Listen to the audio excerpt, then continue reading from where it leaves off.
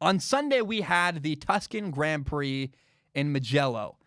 And it was a wild, weird race. Like, a lot of fun. My favorite words. I said this last week. I was so excited last week when we got to hear the words, and it's lights out and away we go. We heard that twice last week.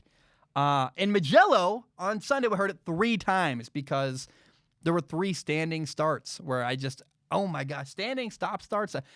There were 3 restarts, and not like from a yellow flag where you're moving. No, at the line, lights out, away we go. It was awesome because there were 2 red flags, which it's really rare to have 1 in Formula One. We had 2, not 1, 2 red flags in Mugello on Sunday. And by the way, the first couple laps, the first 9 laps were like all basically under yellow flags where guys, it had a crash on the start, then on the restart, another crash, just crash after crash. Ultimately, there were 8 cars retired on Sunday in Mugello. You had Pierre Gasly, Max Verstappen, Carlos Sainz, Antonio Giovinazzi, Kevin Magnussen, Nicholas Latifi, and Esteban Ocon. Only 12 cars finished the race on Sunday. Just a weird, wild race. I also got to say that having Max Verstappen go out, Max Verstappen on the very first lap, first he had a power unit problem, so he was losing power, had a great start off the line, was pulling up next to Lewis Hamilton, then his car just failed him and he was losing power. Then he got rear-ended. And so Max Verstappen, watching him helplessly get knocked out of this race, made me want to yell. So I have no idea. I was trying to put myself in his shoes. How would he feel? It had to be so frustrating. I have no idea how frustrated Max Verstappen must have felt on Sunday in Mugello. And at one point in the race, I mean, Mercedes was so far ahead. They were 1 and 2. Lewis Hamilton in first, Valtteri Bottas in second. I realized there's no competition here. And for me, it was nice because I got to check out, who cares? Mercedes is so far ahead. There's no drama. There's no story there. For me, the story of the race became who's going to get third place.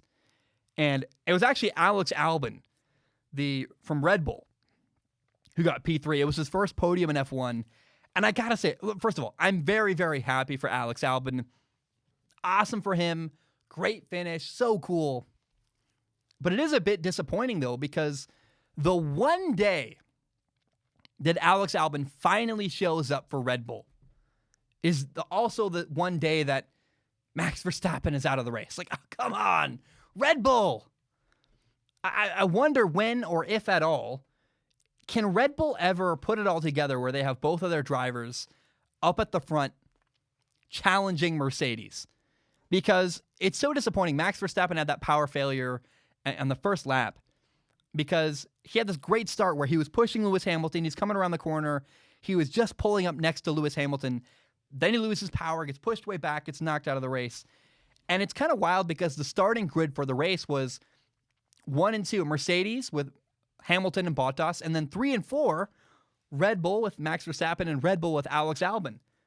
And I thought maybe this is going to be the race where Red Bull can finally challenge Mercedes, and bang, Max Verstappen got knocked out.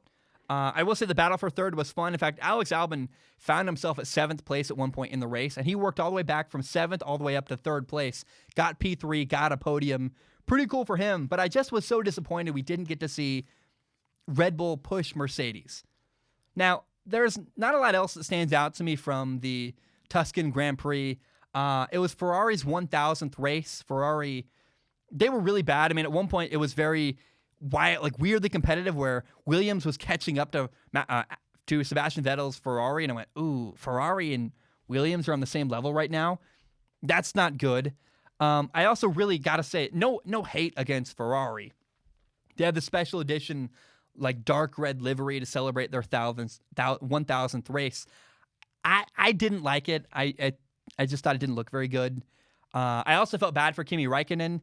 Kimi Räikkönen is a good racer that's constantly in an inferior Alfa Romeo machine this year, and he always finds himself. Kimi Räikkönen's a good enough racer. He always finds himself in a good position where he's either like in 6th place somehow or 2nd place.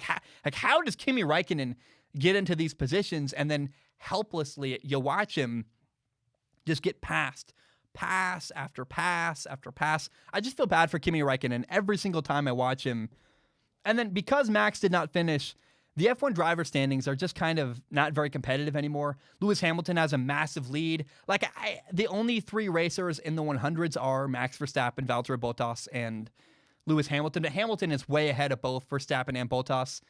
And then Mercedes has a massive lead over everybody else in the Team Constructors' Cup Championship. So I got no problem with it, but unless Mercedes falls apart, it's just they're going to win very easily again in Formula One. So the Tuscan Grand Prix, I thought a fun race, interesting. My girlfriend was with me and she had a blast. So I know, again, while it's incredibly fun, it was just a kind of race. That's not fair to the race, actually.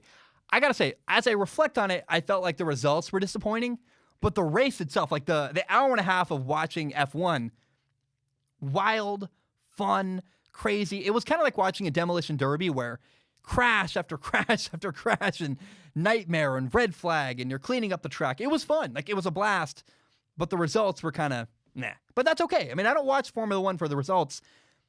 For me, the journey of F1, the hour and a half race is why I watch it, because it's really, really fun. And so for me, the Tuscan Grand Prix left me feeling disappointed in the results, other than, hey, Alex Albon got a P3. That's a cool podium for him. But the hour and a half to get there, what a blast. Kind of like, I ever watched Lost? I watched the TV show Lost. And the TV show Lost is a show that the journey was fun, even if the ending was bad. Recently, F1 races have been like that for me, where, hey, it's a fun ride to get there, even if you don't like the way the thing ends. So that's how I feel about F1. The Tuscan Grand Prix was interesting. I'm excited I think we have a week off, then another race for the 10th race of the year in F1. I hope you enjoyed it. Please send me your feedback. I want to hear what you guys think of the race. I had a great time. I enjoyed it. Guys, that's all I have for today. Hope you have a great day. I'm going to go watch Monday Night Football now while this uploads to YouTube and to iTunes and everywhere else. Hope you have a great day. Ba-dum-bum. Bam. We are done.